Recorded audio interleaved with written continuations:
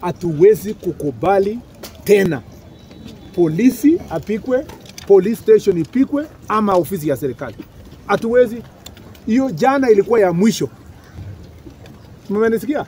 Yes sir. Hii bunduki mmepewa hapa, mimi sijapewa. Na hamkupewa ndio ikue decoration.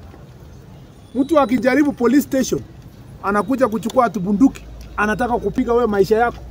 Kiokoe kwanza. Hiyo story nyingine ya sijui ati ulifanya nini, hiyo tutafanya baadaye na mimi nitakuwa mbele kukutetea. Thank you sir. Tumeelewana? Yes sir.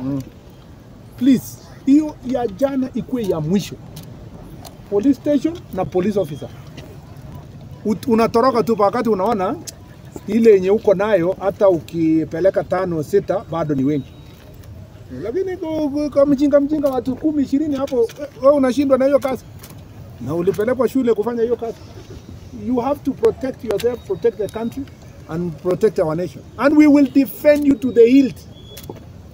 Mtaona waja walete Kiingereza ati jana ilikuwa nini. Sijui mtaona hata vile mimi nitafanya.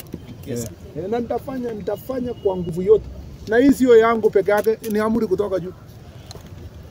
Mmesikia? Yes sir. Yeah, so serikali iko na nyinyi 100% kuhakikisha kwamba you are protected from this heinous act. Yani mtu anaenda kupanga kuleta watu ati wanatuambia ni peaceful protest, tutafanya vizuri, tutafanya nini?